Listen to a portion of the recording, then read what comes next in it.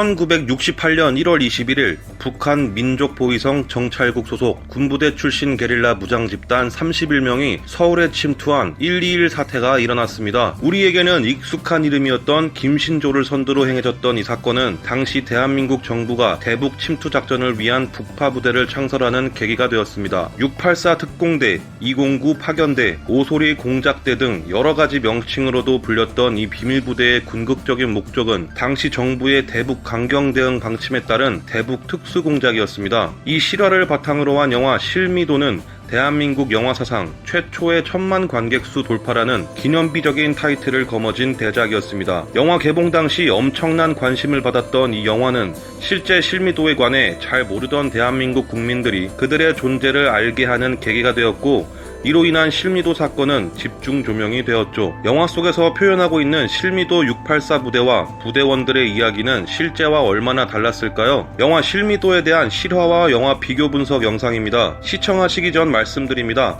영화가 다루고 있는 주된 내용은 개봉 당시에도 매우 민감한 컨텐츠였기 때문에 논란이 많았습니다. 어떠한 대상에 대한 것이든 심한 욕설이나 사건과 관련된 모든 사람들에 대한 비난글들은 자제해 주시기 바랍니다. 본 영상은 단순히 영화에서 표현된 역사와 실제 역사를 비교해보는 것이며 어떠한 정치적, 선동적 의도가 없음을 밝힙니다. 영상을 보시면서 잘못된 오류에 대한 의견이 있으신 분들의 댓글은 언제나 환영입니다. 서론이 너무나도 길었습니다. 실미도 실화와 영화 비교 분석 지금 바로 시작합니다.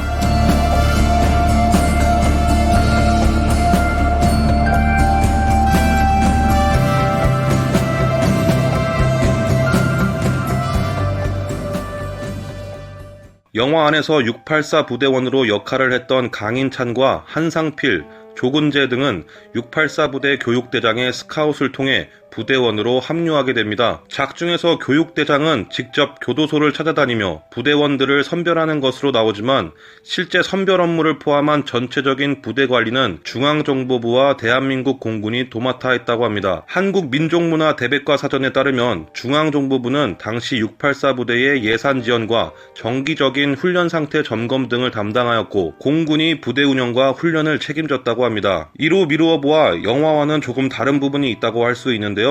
또한 이 684 부대원들의 출신 또한 영화와는 조금 다른 부분이 있습니다. 영화에서 표현되는 684 부대원들은 교도소 내의 사형수나 무기수, 재소자 등 소위 범죄자들을 주로 포섭한 것으로 나오지만 사실은 그렇지 않다고 합니다. 당시 한국 최초의 1000만 관객수를 기록한 만큼 엄청나게 많은 사람들이 보았던 영화이기 때문에 작품 속에서 그리고 있는 내용이 실제 사실로 받아들이는 사람들이 많았을 것이라 생각되는데요. 실제 684 부대원들의 출신은 영화에서 그리고 있는 것처럼 범죄자들로 구성된 집단은 아니었다고 합니다. 실미도 부대원들은 당시 중앙정보부의 특수공작 기본계획서에 따라 사형수로 구성될 예정이었으나 법적인 문제 등으로 인해 민간인으로 대체되었다고 하는데요. 이들의 출신은 한적한 시골의 농부들이나 청년들, 일용직 노동자들이나 버스 운전수 등 실로 다양한 각계각층에서 선별됐다고 알려져 있습니다. 영화와 달리 실상은 평범한 일반 민간인들이 모병관의 설득에 자원한 것이었으며,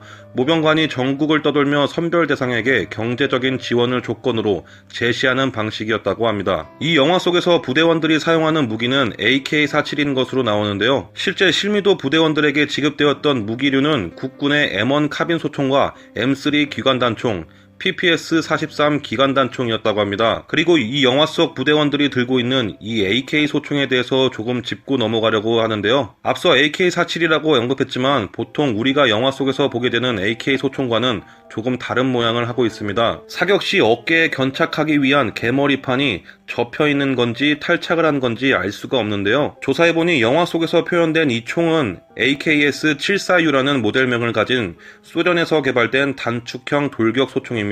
러시아군의 현용 단축용 돌격 소총이기도 한 이 총은 AK-74의 파생형으로 AK 뒤에 붙은 S가 러시아어인 스클레드노이의 이니셜이며 접이식이라는 뜻이고, 74U의 U는 우크로케니의 이니셜이며 단축형이라는 뜻을 가지고 있습니다. 이로 미루어 보아 AK-74의 단축형 돌격 소총으로 이해할 수 있으며 개머리판 부분을 늘렸다 줄였다 할 수 있는 기능을 가진 소총입니다. 설명이 길었지만 하여튼 해당 총기는 실제 실미도 부대원들이 사용한 총기는 아니라고 합니다. 작중 실미도 부대원들은 소위 지옥훈련이라고 할 수 있는 극악의 군사훈련을 받게 되는 되는 것으로 나오는데요. 부대원 박찬석은 구름다리 훈련을 받던 도중 오른쪽 다리를 크게 다치고 또 한 명의 부대원은 본 훈련 중 떨어져 목숨을 잃게 되는 것으로 나옵니다. 이로 인해 훈련 도중 인원 손실은 목숨을 잃은 병사 1명, 부상 1명으로 영화 안에서는 표현되지만 실제 구름다리 훈련을 받는 도중 사고를 당한 부대원 2명은 모두 부상만 당했으며 영화 속 박찬석과 같이 부대 내 작업병 등으로 남아있었다고 합니다. 주제가 주제인지라 본 내용과 관련해 인원 손실에 대한 비교는 이 정도로만 하고 넘어가겠습니다. 오소리 작전은 실제 실미도 부대원들의 북한 침투 작전의 작전명이었습니다. 영화 속에서는 684 부대 전체 인원이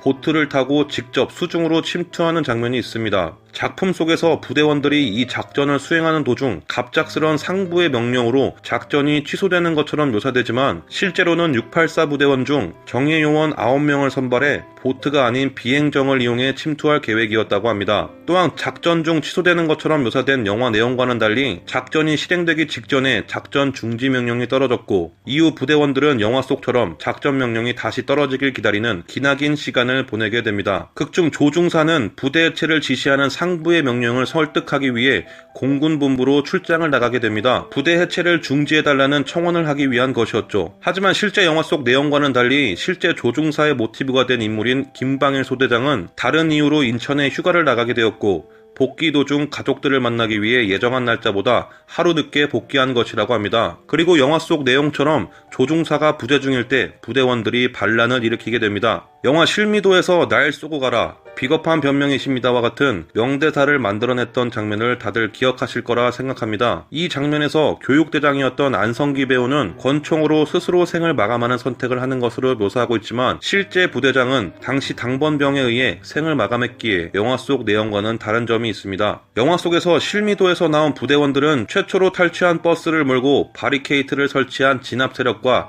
한 차례 총격전을 펼치고 서울로 향하게 되는 것으로 묘사합니다. 하지만 실제로 실미도를 나온 부대원들은 최초로 탈취한 버스의 바퀴가 펑크가 나자 뒤따라오던 다른 버스를 두 번째로 탈취하게 되었다고 합니다. 또한 버스에 타고 있던 민간인들의 증언에 따르면 인천에서 서울로 가던 과정에서 군경의 눈에 띄기 위해 서울로 가는 길을 경인고속도로가 아닌 국도로 이동하였으며 자잘자잘한 법규 위반을 하는 등 군경의 시선을 끌고자 노력했다고 하지만 인천을 벗어나 서울로 올라가는 동안 검문은 고사하고 군경과 조우조차도 하지 않았다고 합니다. 그리고 영화 속에서 버스 안에 있던 부대원들은 민간인들을 전부 다 내보내고 수류탄을 이용해 극단적인 방법으로 스스로 이 상황을 종결시키려는 모습을 연출하는데요. 하지만 실제 이 과정 중 버스 안에 있던 민간인을 내보내진 않았고 그 상태 그대로 일을 벌였다고 합니다. 영화를 보면서 흥미로웠던 실미도 비하인드를 몇 가지 소개해드리고자 하는데요. 앞서 언급했듯이 실미도 부대원들의 출신들은 영화 안에서 범죄자나 사형수 등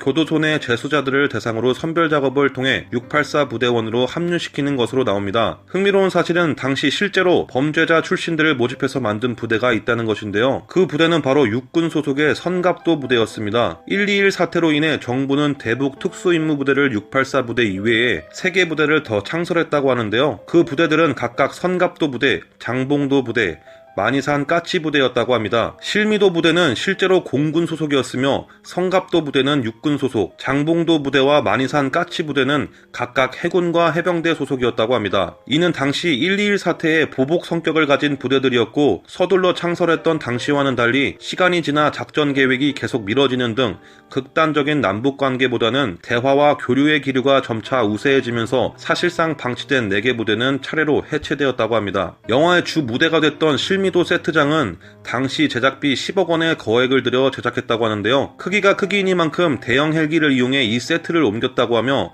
촬영 후 이 지역은 한국 최초의 천만 영화였기에 관광지역으로서의 가능성이 엄청났지만 당시 무허가 건물이라는 이유로 관광지로서의 잠재성을 무시하고 모두 철거해버렸다고 합니다. 지금은 해당 지역 내에 과거의 실미도 촬영지였음을 알리는 안내판 정도만 있다고 하네요. 영화에서 부대원들이 탈취한 버스로 나오는 이 모델은 1994년 키아누 리브스와 산드라 블록이 주연한 스피드라는 영화 속 버스와 같은 모델이라고 합니다. 영화 속에서 당시 관객의 눈에 각인된 장면들 중 하나로 회자되는 이 설원씬에도 약간의 비하인드가 있다고 하는데요. 해당 장면은 대한민국이 아닌 뉴질랜드의 한 설원을 배경으로 한 장면이라고 합니다. 또한 배우들의 뒤쪽에서 폭탄이 터질 때 당초 예상과는 달리 엄청난 열기 때문에 등을 식히기 위해 설원 위에서 구르는 장면이 연출되었는데요. 사실 이 구르는 장면은 실제 각본상에는 없던 내용이라고 합니다. 이 영화는 실제 실미도 부대원들의 유족들과 대한민국 정부와 국방부 등 관계된 주체들이 많아 개봉 당시에도 수많은 논란들이 있던 작품이었습니다. 법적 문제와 윤리적 문제 등을 이 영상에서는 일일이 나열하지는 않겠습니다. 해당 내용이 궁금하신 분들은 직접 찾아보시는 것을 추천드리겠습니다.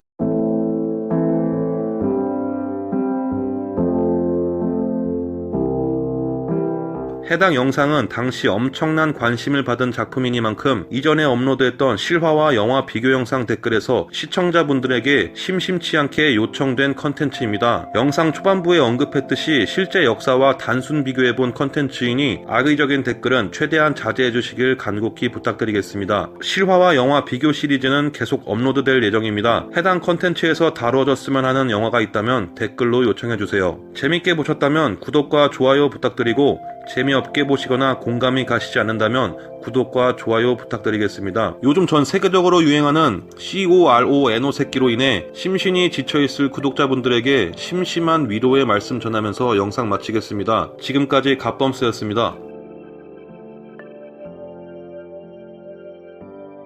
비겁한 변명이 심니다.